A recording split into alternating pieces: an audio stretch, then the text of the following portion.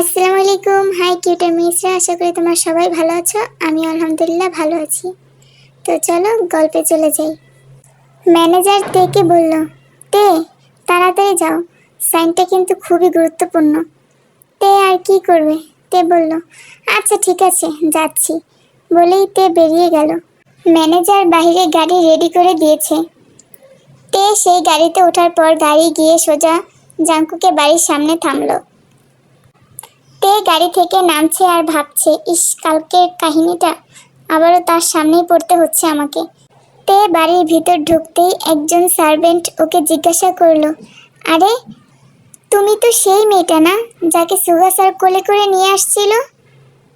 তে বলল, হুম। মেয়েটি বলল, তুমি এখন কি করো, কেন এসেছো এখানে? তে বলল, আমি তো জাংকুক স্যারের সেক্রেটারি, ওনার একটা ফাইলে সাইন দরকার ছিল, তাই এসেছি আর কি। মেয়েটা বলল, ও। তে বলল, জাংকুক স্যার কি বাসায় আছে? মেয়েটি বলল, হ্যাঁ হ্যাঁ, স্যার তো ওনার ঘরেই আছে। তে বলল, আচ্ছা জাংকুক স্যারের ঘরটা কোন দিকে? উপরে গিয়ে ডান পাশের প্রথম রুমটাই জাংকুক স্যারের। তে বলল, ও আচ্ছা ঠিক আছে, তাহলে আমি যাচ্ছি।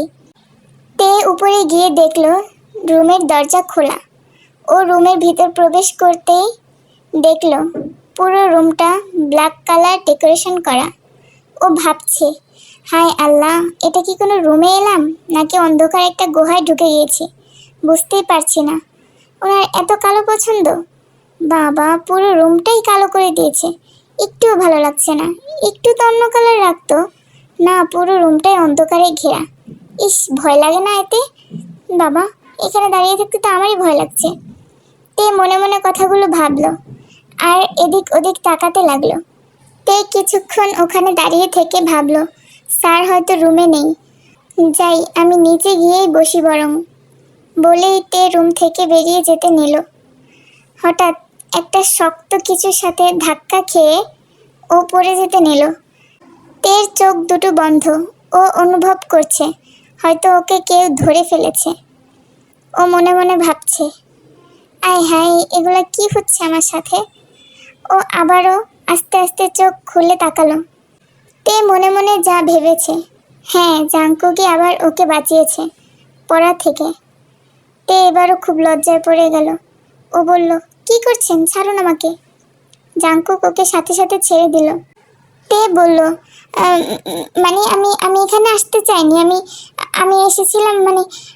জাংকুক বলল, মানে কি হয়েছে তোমার, তুমি এত মানে মানে করছো কেন? তে বলল, কিছু না, মানে আমি একটা ফাইলে সাইন করানোর জন্য আসছি তো, আপনি তাড়াতাড়ি নিচে আসুন, আমি নিচে যাচ্ছি, বলেই তে নিচে চলে গেল। জাংকুক হেসে দিয়ে মনে মনে ভাবল, পাগল একটা। জাংকুক নিচে নেমে দেখলো তে আর সুগা হেসে হেসে কথা বলছে। জাংকুকে এটা দেখেই বুকের ভিতরে কেন জানি একটা কামড় মেরে উঠল। জাংকুকে এমন মনে হচ্ছে কেন? ওরা কথা বলছে, বলুক না, ওর কেন এমন মনে হচ্ছে? জাংকুক সুগাকে জিজ্ঞাসা করলো, কিরে সুগা, তোর কি কোনো কাজ নেই, এখানে বসে বসে গল্প করছিস যে?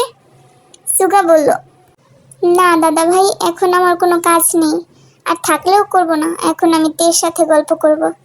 কথাটা শুনে জাংকুকের কেন যেন খুব রাগ উঠল।